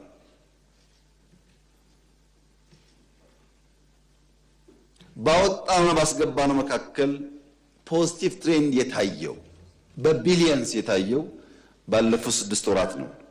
ካስገባነው $11.3 ቢሊዮን ኢምፖርት ውስጥ 39% ካፒታል ጉድስ ናቸው። ይሄ ኢኮኖሚ ምን ያክል ጤናማ ጉዞ ላይ እንዳለ ያመለክታል። ነዳጅ፣ ማዳበሪያ ስትጨምሩበት ደግሞ አብዛኛው ወጪያችን ጤናማ በሚባል ሴክተር ላይ እንደዋለ ያሳያል። በዚህ ምክንያት ኦፍ ኮርስ $3.4 ቢሊዮን ከዚህ ቀደም እናስገባ የነበረውን በሀገር ውስጥ ማምረት በመቻላችን ጭምር ነው ኢምፖርቱ እንደዛ የቀነሰው። በዚህ ምክንያት ሪዘርቫችን የውጭ ምንዛሪ አነሰ ተባለው የተከበሩ ምክር ቤት አባል በኢትዮጵያ ታሪክ በርሶም በአባቶም ዘመን ኖሮ የማያውቀው ሪዘርቭ ዛሬ ኢትዮጵያ ያላት በኢትዮጵያ ታሪክ እና የውጭ ምንዛሪ አሁን ካለን በብዙ ጥፍ ማደግ አለበት የሚል ጉጉት ካሉት እኔም ከርሶ ጋር ነኝ። አሁን ካደረግነው በላይ ማደግ አለበት፣ ትክክል ነው። ግን ከነበረው ጋር አያወዳድሩት። በጣም የተለጨ ቀንና ጨለማ ማለት ነው። ብርሃንና ጨለማ እንደማወዳደር ያህል ነው። የኢትዮጵያ ሪዘርቭ አሁን ያለበት ደረጃ በጣም በከፍተኛ ደረጃ ተሻሽሏል። ተሻሽሏል ማለት ግን በቅቷል ማለት አይደለም። ስለዚህ በአብዛኛው የኢኮኖሚ አመላካች ሲታይ የተከበረው ምክር ቤት የመጨረሻ ዘመኑም ስለሆነ የተሳካለት ምክር ቤትም ስለሆነ እስካሁን ካሉ ምክር ቤቶች የተሻለ ውጤት ያመጣ ምክር ቤት ስለሆነ ኮራ ብሎ ደረቱን ነፍቶ ስራ ሰራው ቢል ይሻለዋል።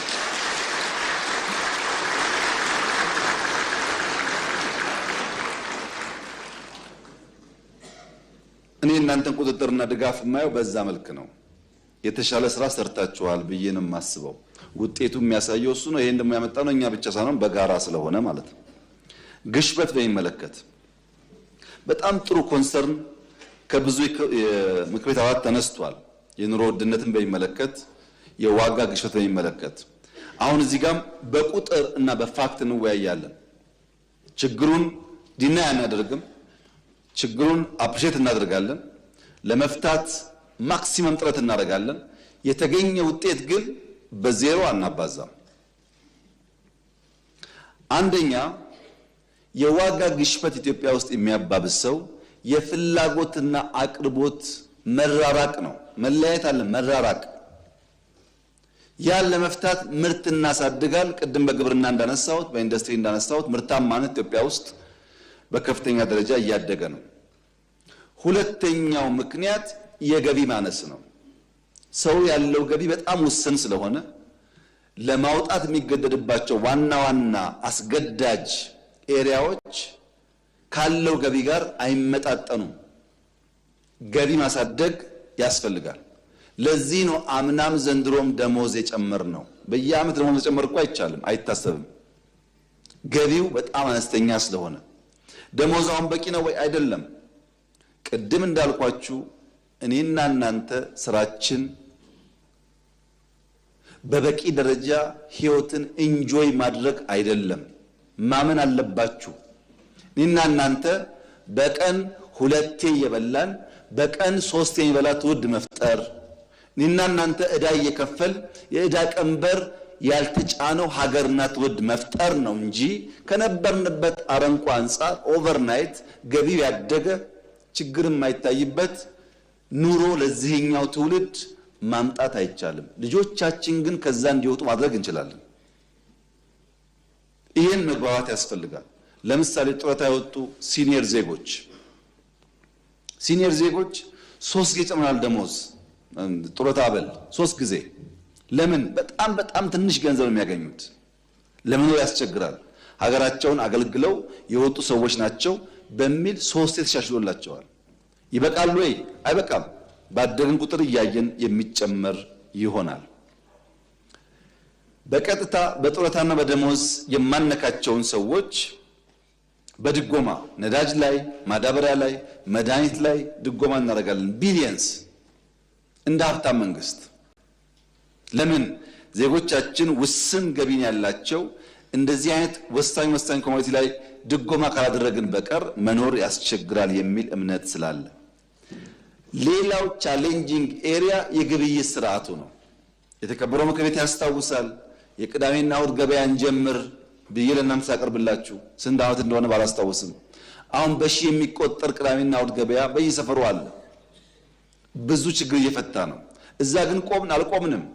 ከቅዳሜና እሁድ ገበያ ወጥተን ትላልቅ የመገበያ ቦታዎች በየከተማው ለመገንባት ሙከራ የተደረገ ነው።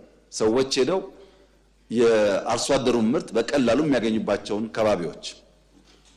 ከዚያ በተጨማሪ የዛይ 6 ወር የጀመርነው ዘመን ገበያ የሚባለው በቴሌኮም የተሰራው ቨርቹዋሊ የሚያገበያየው የገበያ ስርዓት ዛሬ በ6 ወር ጊዜ ውስጥ 464 ነጋዴዎች ይሳተፉበታል። ምን ማለት ነው? 464 ሱቆች አሉት ማለት ነው። ቨርቹዋሊ የቀረበው ኮሞዲቲስ ከ18000 በላይ የሚሸጡ ጉዳዮች ኦንላይን አሉ።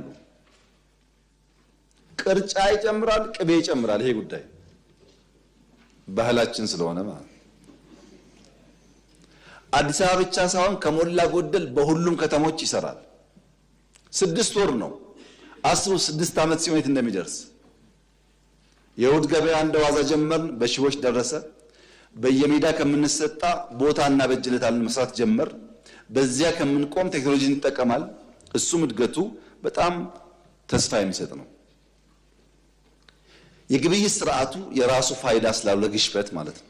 ሌላው የበጀት አስተዳደር ነው። ቀደም እንዳነሳሁት ከዚህ ቀደም የነበረው ሁኔታ ዴፊሲት ሲኖር ከናሽናል ባንክ እንበደራለን፣ ብር ይታተማል፣ እሱ ገበያ ውስጥ ይረጫል። የራሱ የሆነ ኔጋቲቭ ኢምፓክት ነበረው። አሁን ግን በትሬጀሪ ቢል ብቻ አይሆን ከናሽናል ባንክ አንበደርም ብለን አምና ሳንበደር ዘንድሮም ሳንበደር መጨረስ እየጀመርን ነው። ይሄ ጉዳይ የኛ ኢንፍሌሽን ለመግራት ለማስተካከል አንዱ ቁልፍ የማክሮ ስብራት ስለሆነ ያን ለማድረግ እድል ሰጥቷል። ከዚህ ውጪ የተከበረው ምክር ቤት ከዚህ ከወጣችሁ በኋላም ዳታ አገላብጣችሁ እንድታዩ የምፈልጋቸው አንዳንድ ወሳኝ ኮሚቴዎች አሉ። አንዳንድ ኤሪያስ አሉ። አንደኛው መብራት።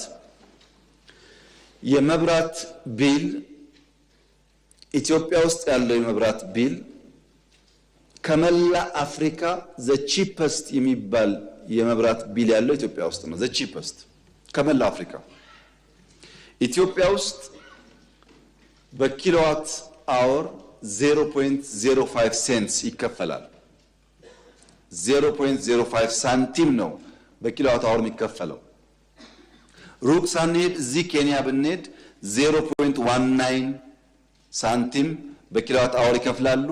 ከኛ 280% ይጨምራል።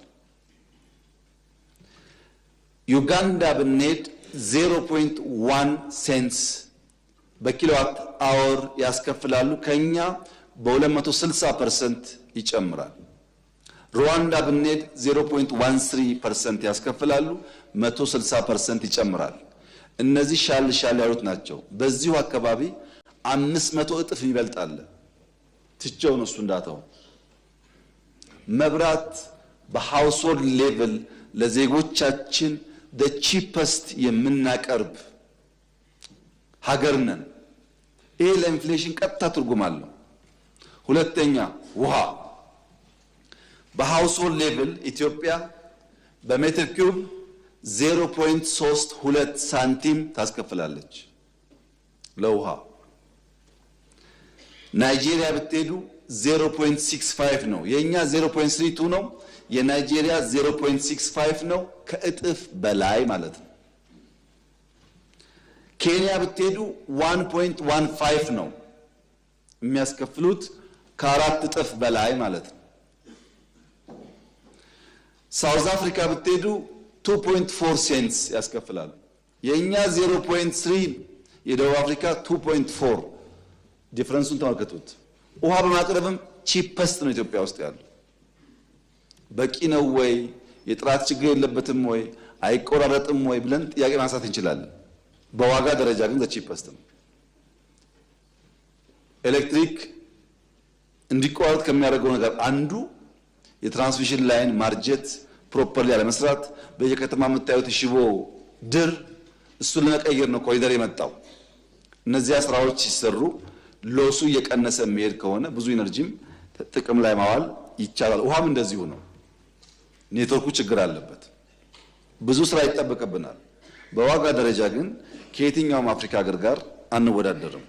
ነዳጅን በሚመለከት ነዳጅ ባለፈው ዓመት ከ$60 እስከ $90 ዋዥቋል።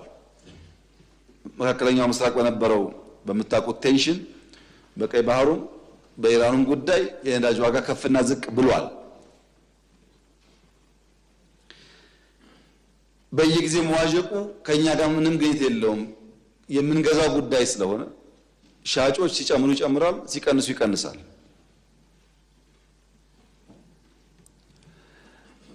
በየጊዜውም ዋጋ ተቀያየረ ተባለው እንደዚህ አይመስለኝም። በሌላ ዓለም እኔ የማውቀው በነዳጅ ማደያ በየቀኑ የነዳጅ ዋጋ ይለጠፋል። በየቀኑ አንዴ ጨምራ አንዴ ይቀንሳል። አሜሪካን ሀገር ብትሄዱ ከማደያ ማደያ ከርቀት ታያላችሁ ዋጋው። እኛ ባለፈው 1 ዓመት ተኩል የነዳጅ ዋጋ የቀየርነው 7 ጊዜ ብቻ ነው።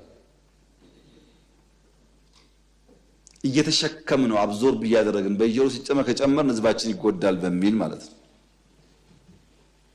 በዋጋ ደረጃ ስንመለከት ጅቡቲ ነዳጅ ጅቡቲ ከተማ ውስጥ 269 ብር ነው ህጋዊ ዋጋው።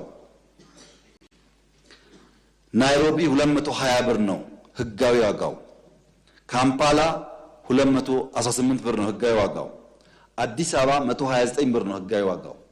በፈለጋችሁ መመዘኛ ሳናመርት ከውጭ ገዝተን ፖርት ሳይኖረን በየመሃሉ የተቀሸበ በድጎማ ኃይል ግን ከኛ ሰፈር ካሉ እና ፖርት ካላቸው ሀገራት ያነሰ ዋጋ ነው የምናቀርበው። ቅድም እንዳልኳችሁ ፓምፑ ትራክተሩ በመጨመሩ ምክንያት ከዚህ ቀደም ከምናስገባው ቁጥር ይበልጣል አሁን የምናወጣው ወጪ። ታዲያ ሰልፉንና ችግሩ ምን አመጣው ያላችሁ እንደሆነ ስግብግብ ሰዎች ከዚህ ድጎማ ለመቀራመት የሚያደርጉትን ጥረት በበቂ መቆጣጠር አልቻልንም፣ ሲስተሙ ለዛ ስለማይመች። ለምሳሌ በቅርቡ አማን ሚዛን ሄጄ ነበር። አማንና ዲማ መካከል በጥቂት ኪሎ ሜትር ውስጥ በርካታ ማደያዎች ሲሰሩ አየሁ። ጠይቄው ነበር ፕሬዝዳንቱ። አማንና ዲማ መካከል የሚያስፈልገው የቡና ማቀነባበሪያ ነበር፣ የሚያስፈልገው የሌማት ማቀነባበሪያ ነበር። ግን የሚገነባው ማደያ ነው። ማደያው ደግሞ በስታንዳርድ መሰረት ወደታች ተቆፍሮ ታንከር ያለው አይደለም። ማደያ የሚል ታፔላ ልክ እንደዚህ እንደሚለጠፉ ሱቆች ማለት ነው። በእያንዳንዱ የኢትዮጵያ ጫፍ አካባቢ ብትሄዱ፣ ሶማሌ ክልል ብትሄዱ፣ ቦረና ብትሄዱ፣ ጫፍ አካባቢ ማደያ ማለት ልክ እንደ ፋሽን መጥቷል። ለምን? ከዚህ ድጎማ እየወሰዱ ለመሸጥ። በእኛና በጎረቤት አገራት መካከል ያለው የዋጋ ልዩነት እዚህ ያለውን ነገር ለማመሰቃቀል ምክንያት ሆኗል። ይህን ለመፍታት የኦቶሜሽን ስራ እየሰራን ነው። እያንዳንዱ ቦቴ ካለበት እስከሚገባበት ለመቋጠር እንድንችል፣ ሁለተኛ ከገባ በኋላ በእያንዳንዱ ማደያ ያለው ለመቋጠር የሚያስችል ስራ መስራት እየሞከረ ነው። ሲስተሙ ሲያልቅ በተወሰነ ደረጃ ይቀንሳል። በቅርቡም ጅቡቲ የነበረን ጉዞ ዋነኛ ዓላማው እነዚህ ከፖርት የሚወጡ ምርቶች መሀል ላይ በሬልዌይ እና በፖርት መካከል ክፍተት ስላለ ያን ክፍተት የሚዘጉ ስራዎች ለመስራት ለመነጋገር ነው። ይሄን ነው ደምራችሁ ይዩት። በድጎማ በገቢ ጭማሮ በግብይት ሰንሰለት ዘመንን ጨምሮ መብራት፣ ነዳጅ፣ ውሃ ባለው ዋጋ አጠቃላይ የተሰራው ስራ ተሰናስሎ ኢትዮጵያ ለመጀመሪያ ጊዜ ስንት ዓመት አልቻልንም ስላችሁ ከርሜ ዘንድሮ 9.7% ወይም ሲንግል ዲጂት ገብቷል ኢንፍሌሽን።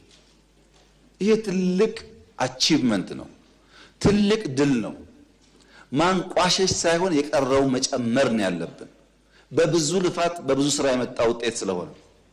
አንዳንዶች አፍሪካ ላይ ከ10 በታች ኢንፍሌሽን አክሰፕተብል ነው፣ ያ ከሌለ ኢንቨስትመንት አይመጣም፣ እድገት አይኖርም ይላሉ። ያው እንደምታውቁት ብዙ ፋክተር ስላለ ያም ሆኖ አሁንም መቀነስ ያስፈልጋል። ያለ ማድረግ በዋና ዋና ኤሪያስ ላይ ዜጎቻችን የሚሰቃዩባቸው ኤሪያዎች ላይ ለይተን በረጅም ጊዜ እየሰራን እንገኛለን። አንደኛ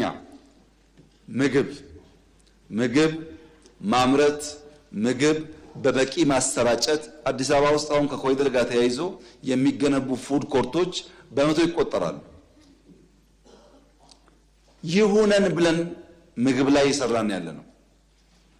ምግብ የምናመርትበት ፍጥነት እንዲጨምር የምናሰራጭበት ፍጥነት እንዲጨምር፣ የሚገኝባቸው ቦታዎች እንዲሰፉ። ሁለተኛና ክሪቲካል ጉዳይ ቤት። ሰው የሚሰቃየው ቤት ክራይ ነው። ቤት በተወሰነ ደረጃ አሻሽለን የክራይ ዋጋን ብናረጋጋ ብዙ ሰራተኞች፣ ብዙ ዜጎች ከችግር ሊገላገሉ ይችላሉ። ሶስተኛ ትራንስፖርት። ታስታውሳላችሁ የጋዝ ፕሮጀክት ስናስጀምር በአዲስ አበባ ውስጥ በጋዝ የሚሰሩ ባሶች በመጠቀም ዋጋ እንቀንሳለን ብለን ነበር። ከፈለገ የተከበረው ምክር ቤት አቃቂ ሄዶ ቼክ ማድረግ ይችላል። የነበሩንን ባሶች ኢንጂን አውርደን የጋዝ ኢንጂን አምጥተን አዳዲስ በጋዝ የሚሰሩ ባሶች እያመረትን ነው። ሂደቱ ከባድ ነው። በቂ ሙያተኛ ስላልነበረ፣ የተዘጋጀ ፋብሪካ ስላልነበረ አንድ ባስ ከነበረበት ነዳጅ ወደ ጋዝ መቀየር የሚወስደው ጊዜ ቀላል አይደለም። ያም ሆኖ ግን በሚቀጥሉ 6 ወራት ብዙዎቹን ጨርሰን በሚቀጥለው ዓመት ቢያንስ አዲስ አበባ ላይ ከዚያ ደግሞ ቀስ ቀስ እያል ወደ ክፍለ ሀገር በጋዝ የሚሰሩ ትራንስፖርት የሚቀንሱ ባሶች እናበራክታለን። ሌላው ትምህርት ቤትና ምገባ ነው። ድሃ የሚሰቃይበት ምገባውን ያለውን ታውቃላችሁ። እሱም ማስፋት ያስፈልጋል። ሰዎች በደህንነት ምክንያት ልጆቻቸውን ትምህርት ቤት መላክ እንዳይቸገሩ ለማድረግ። የመጨረሻው ገቢ ማሻሻል ነው። ገቢ የሚያድገው ኢኮኖሚ ሲያድግ ነው። እነዚህም በዘላቂነት ስንሰራ አሁን የሰራነው ስራ ጋር ሲሰናሰል የኢትዮጵያ የኑሮ ውድነት ወይም ግሽበትን በሚመለከት ያለው ፈተና እየተቀረፈ ይሄዳል ማለት ነው። ያገኘነው ውጤት በጣም ኢምፕሬሲቭ ነው። የሚቀረን ስራ ግን በጣም ብዙ ነው። በዚህ ሚዛን ማየት ጠቃሚ ይመስለኛል። ፋይናንሻል ሴክተር በሚመለከት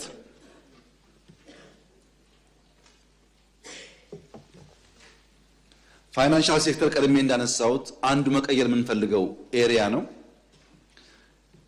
ከተለወጡ ጉዳዮች ውስጥ አንዱ ወለድ ማሻሻል ነው። ወለድ በማሻሻል የነሱን ትራንዛክሽን ማሳደግ ነው። ሁለተኛ በባንኮች መካከል ያለውን የገንዘብ ግብይት፣ የዶላር ግብይት በናሽናል ባንክ ብቻ የነበረውን በጎንዮሽ እንዲያደርጉ ማስቻል ነው። በዚህም ባለፈው 6 ወር ከግማሽ ትሪሊየን ያላነሰ ገንዘብ ተሻሽጠዋል። ትልቅ የገንዘብ ምንጭ ማስፊያ መንገድ ሆኗል ስርዓት ለውጡ ማለት ነው። በዚህ ምክንያት የገንዘብ አቅርቦት በ6 ወር ከ10% በላይ ጨምሯል። ቁጠባ 44% በላይ አድጓል። የተሰበሰበ ብድር ካለፈው ዓመት ሲወዳደር 68% ጨምሯል። ያቀረብነው ብድር ግን 123% የጨመረ ሲሆን ከዚያ ውስጥ 90% የሄደው ለግል ሴክተር ነው። ይሄ ትልቅ ምርታ ነው። በለውጡ ጊዜ የነበረው እዳ የሚሄደው ፕራይመሪሊ ወደ መንግስት የልማት ድርጅቶች ሲሆን አሁን ወደ ፕራይቬት ሴክተር መሆን ችሏል። ይሄ ፋይናንሻል ሴክተሩ እንዲነቃቃ እንዲያድግ በር ከፍቷል ብዬ አስባለሁ። በሪፖርት ብቻ ግን ሳይሆን ወጣ ብለን የእያንዳንዱን የፋይናንስ ተቋም ህንፃ ብንመለከት እንደዚህ ያለ ህንፃ ዝም ብሎ አይገነባም፣ እድገት አለ ማለት ነው።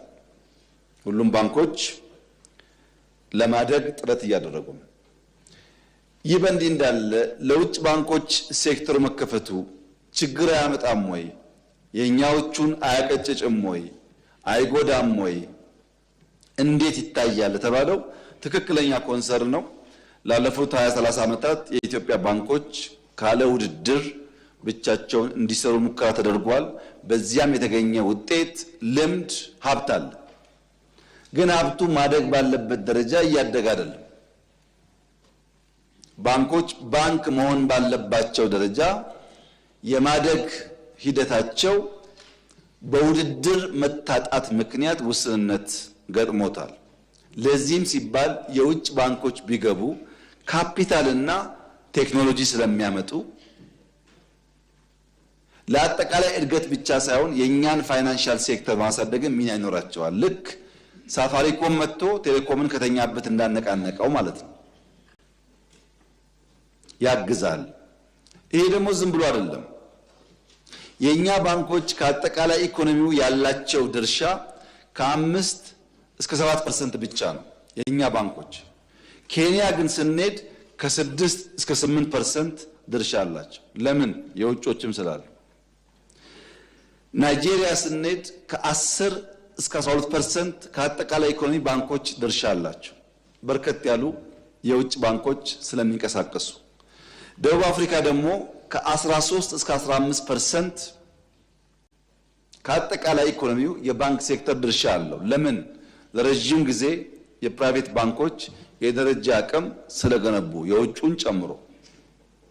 ይህን እድል ማጣት የለብንም። በአንድ በኩል በቂ ብድር አይቀርብም፣ ፋይናንሻል ዲፕኒንግ ይቀረዋል፣ ፋይናንሻል ኢንክሉዥን ስራ ያስፈልገዋል እያል፣ በሌላ በኩል ደግሞ እውቀትና ቴክኖሎጂ የሚገኝበትን ዘርፍ መዝጋት ይጎዳል እንጂ አይጠቅመንም በሚል እምነት ነው የተሰራ ያለው።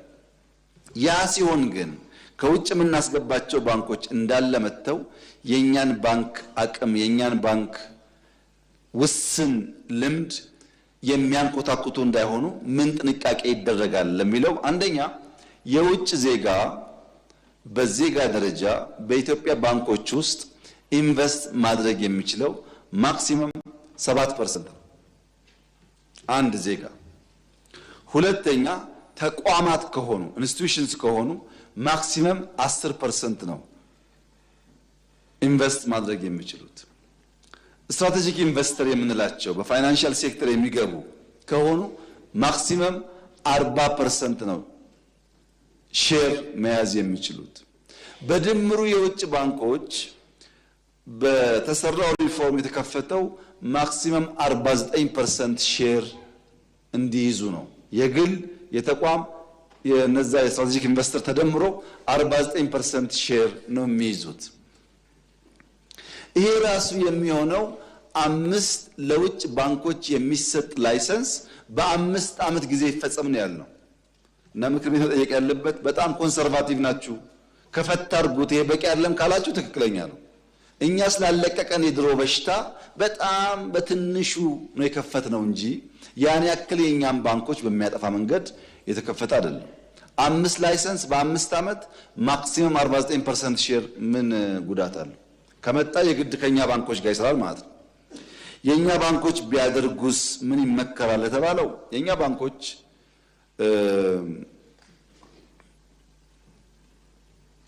ባንክ መሆን አለባቸው። ባንክ መሆን አለባቸው። እቁብ ናቸው ብዬ አላሳንሳቸውም፣ ግን ባንክ መሆን አለባቸው። ባንክ ለመሆን ደግሞ በቂ አቅም አላቸው። ዝም ብሎ በየሰፈር ከሚከፈቱ ሰብሰብ እያሉ ሰውንም ካፒታሉን ቢደምሩ ትላልቅ ባንክ መሆን ይችላሉ።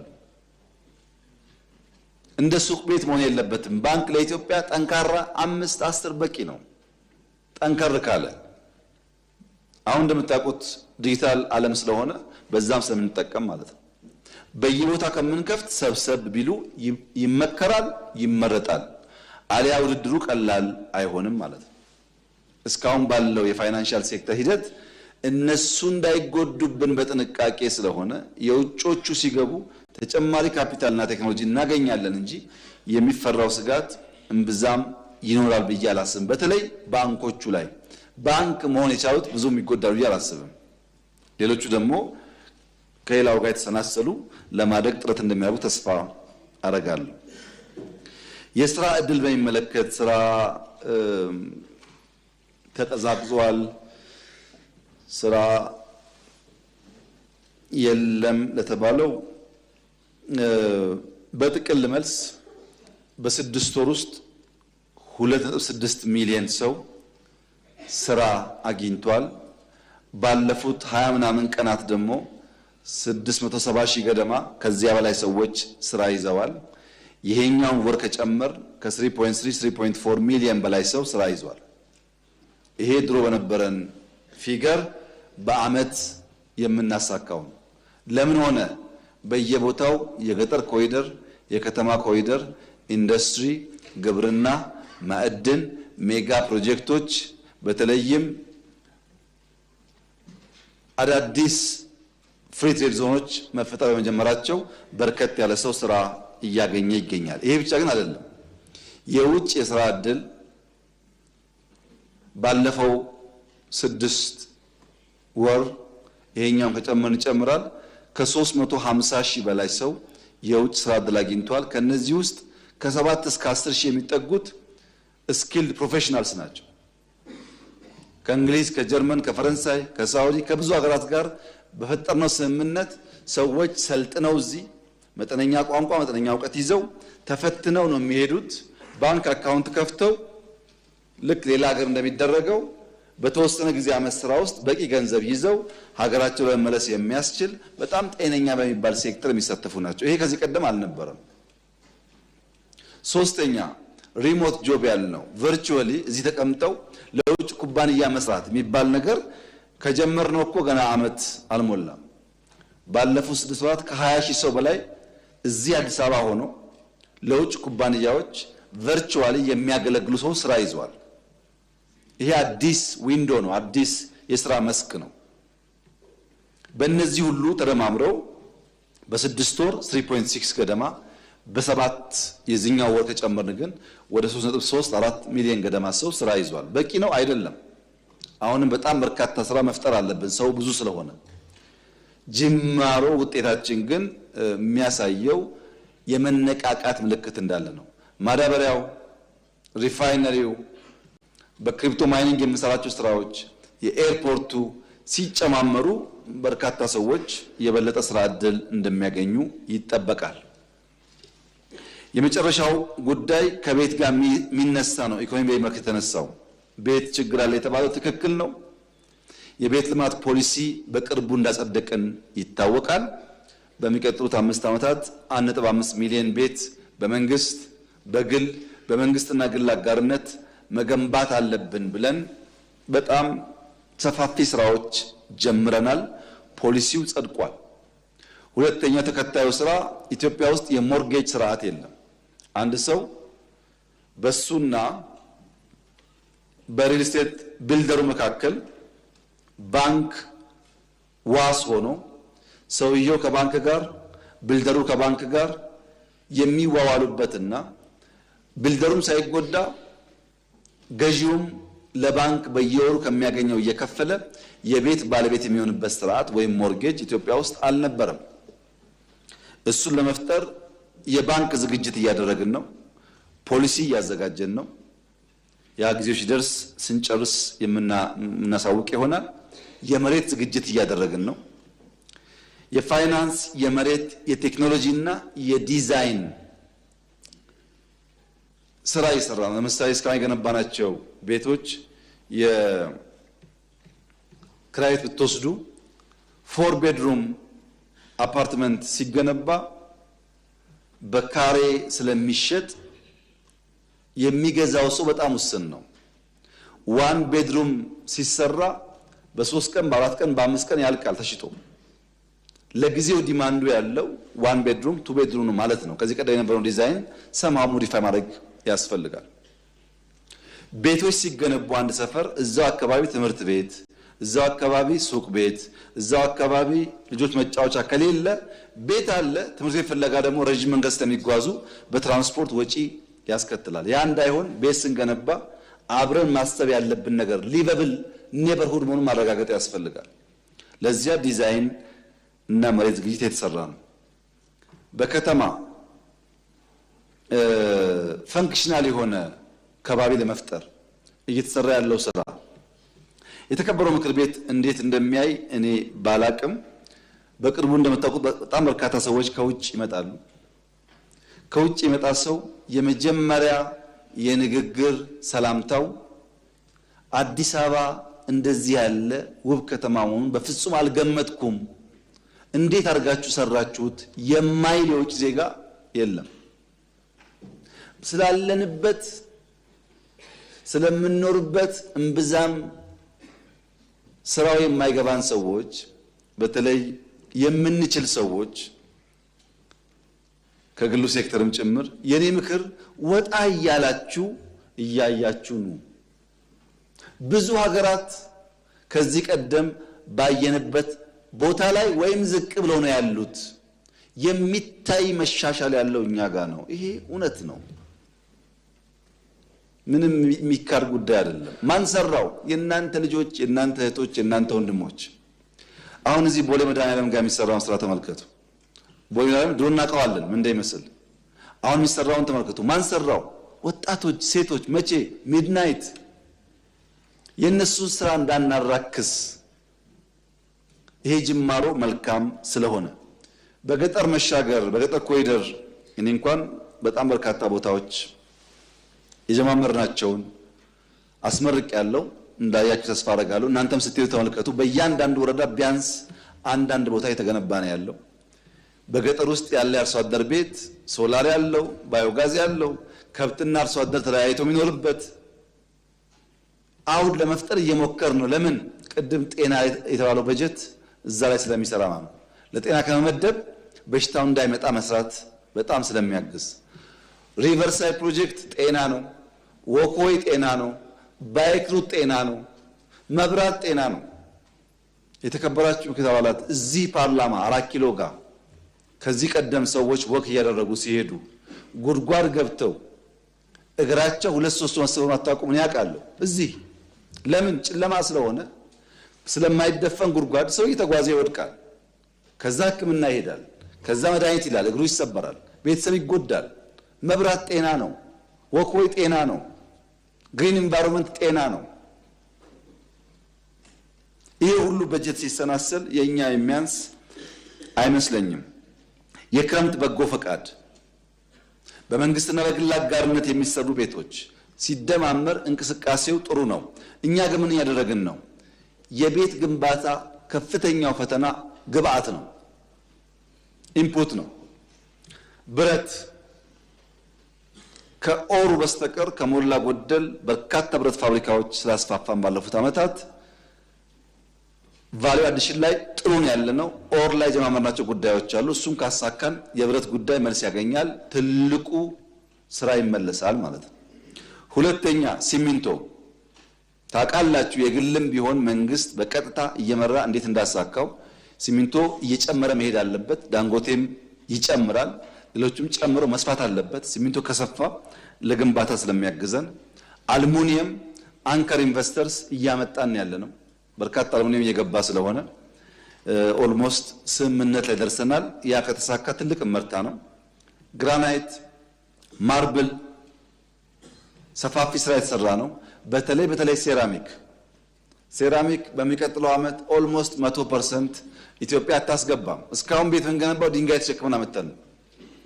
አሁን ግን በጣም ትላልቅ ፋብሪካዎች እየተገነቡ ነው። በዚህ ዓመት ያልቃሉ። በሚቀጥለው ዓመት ከሞላ ጎደል የተለየ ፍላጎት ከሌለ በቀር ቤዚክ ለሚባል ቤት ግንባታ ሴራሚክ አናስገባም። እነዚህ ኢንፑቶች በጣም ወሳኝ ናቸው።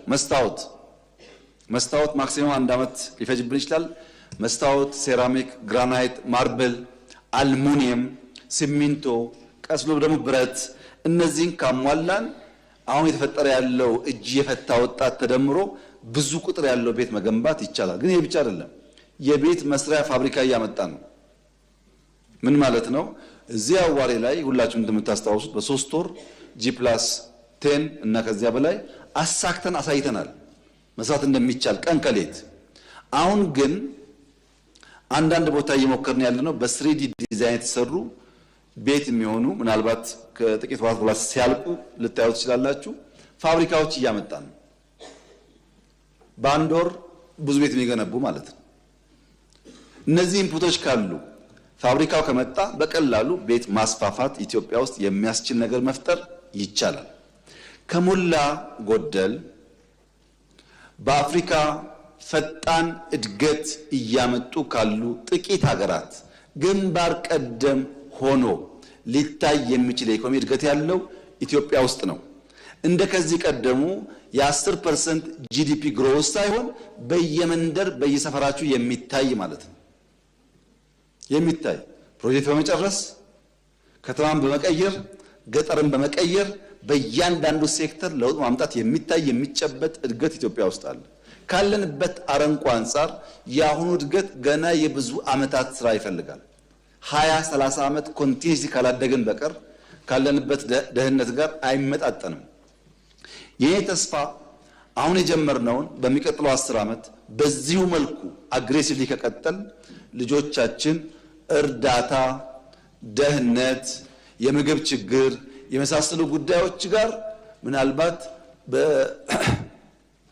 እንደኛ በየቀኑ የሚጠቀሙበት ቋንቋ ላይሆን ይችላል። ያ እንዲሆን አበክረን እንስራ። ኢትዮጵያ አትጠራጠሩ ደሃ ናት። ያልተማረ ሰው የበዛበት፣ ሌብነት የበዛበት፣ መስራት መትጋት የማያስመሰግንበት፣ የሚያወሩ የሚዋሹ የሚቀጥፉ የሚወደሱበት አጋጉል ባህል ያለበት ማህበረሰብ ውስጥ ነው ያለነው። መስራት መስራት መስራትና በትውልድ በታሪክ ፍርድ ውስጥ የተሻለ ስፍራ ለመያዝ መወሰን ከእያንዳንዱ ይጠበቃል።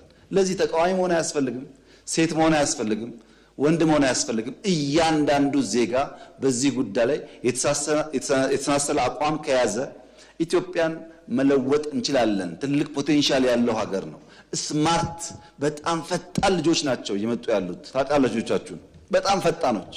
በ10 ዓመታቸው የሚያስቡትና የሚናገሩትን እኛ በ20 ዓመታችን ማናቅ የነበረው ተፈጥሯል ኢትዮጵያ ውስጥ።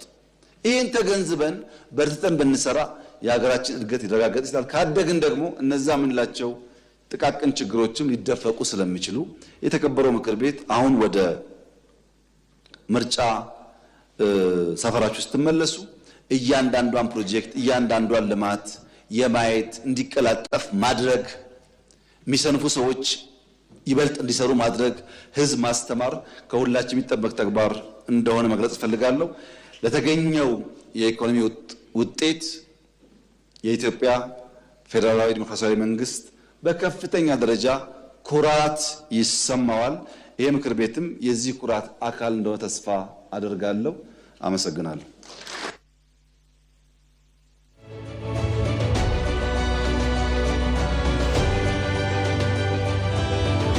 በቀን እንመለሳለን።